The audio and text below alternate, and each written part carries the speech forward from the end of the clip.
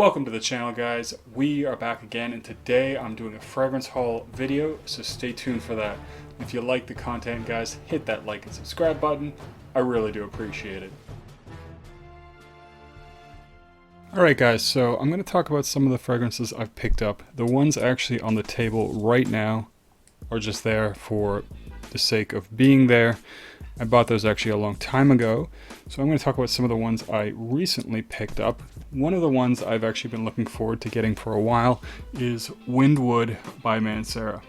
This is one that's not actually talked about a lot from the house, and that's one of the reasons I wanted to pick it up, because it is a little bit different. Of course, I love red tobacco, and it is something I want to add to my collection. And there's Cedrat Boisé, which I'm probably not a big enough fan of to buy. But this one is a really nice violet heavy fragrance, good for the spring summer. I will be doing a full review on this soon, but not quite yet. But I do like this one a lot, and it is something I'm happy to have in my collection. Now, I got that from fragrancebuy.ca, and I also picked up a tester of Parfums de Marly Galloway. Really do enjoy this one. It's one, again, that also is not talked about from the house very much, and it is a fresher fragrance. It's a very clean smell with a nice peppery touch to it, and I actually really do enjoy it a lot.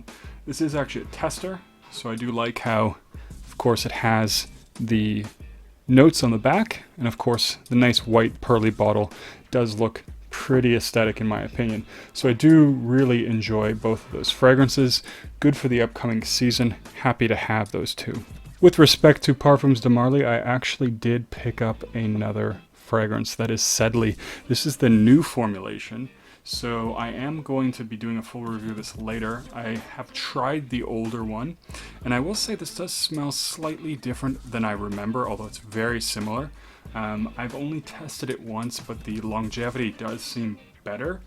I think it's still a little bit soft. I'm going to have to check that out more, but it is one that I think I would spray a little bit more, as it is a little bit of a lighter fragrance, but it does seem better with respect to performance. But again, I'm going to be reviewing this one fully. I'll let you guys know, when I know more about it, but it will be coming soon, so check out or keep your eyes open for that one. The next one that I picked up was actually Yuzu by Acqua di Parma. I don't have anything else from the house, so I am happy to have something finally. I tried this one when I was in Harrods in London, and I really liked it when I tried it on paper. It had this beautiful bitter yuzu note that was amazing. That's the kind of note that I really love in a fresh fragrance, and in fragrance in general. I really love that sort of bitter citrusy vibe that this definitely does have in the opening. I'll say that doesn't last long enough.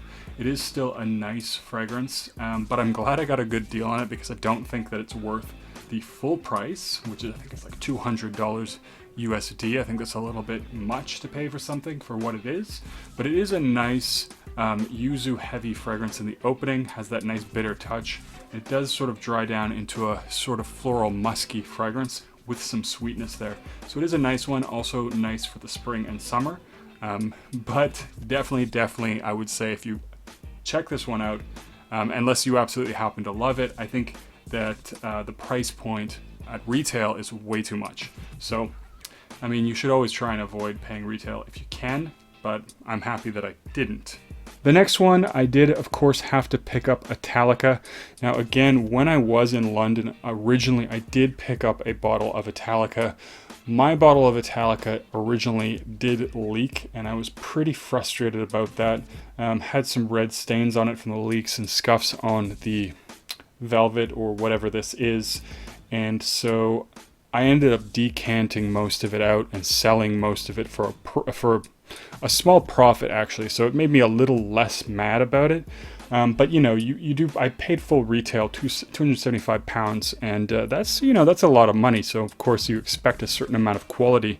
But Xerjoff did recently have this fragrance available online, and it was 15% off. So I picked it up, and very happy that the bottle is in mint condition. It's looking very, very nice. I'm happy to have it back in my collection because it is really a really good gourmand fragrance, and it is fairly hard to get. So happy with that one. So I also recently picked up a bottle of Voodoo by Genre Parfums. Now I did have the original presentation, but I really like the new presentation. As you can see, really nice logo on there, nice reflective surface, very nicely done bottle. And I do like this a lot, so I decided to trade my original presentation for the newer presentation, and I'm pretty happy about that. So Voodoo is a bitter citrus fragrance, grapefruit and vetiver, so it's done really well and it works well in the spring summer, performs quite well as well. So it does have that bitter vibe that I really like in a fragrance.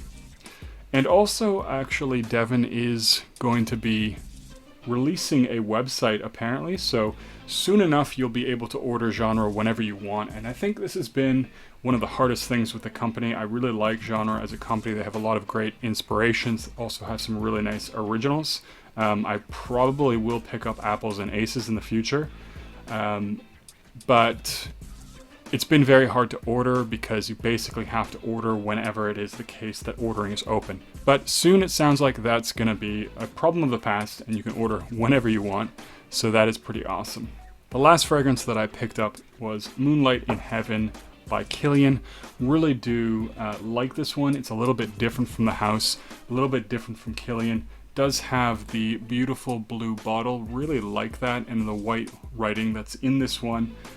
It's a tropical fragrance, and I really like the fact that it has a rice note in it, which makes it that's the unique factor for me. Of course, there are a lot of coconut fragrances, and this one does have a nice coconut note with a really great mango note, but the rice note is also amazing and is definitely a little bit unique. So I like this one. I think it's really great for like a spring summer evening fragrance, especially like a date. I would totally wear something like this on an evening date or an evening night out for sure.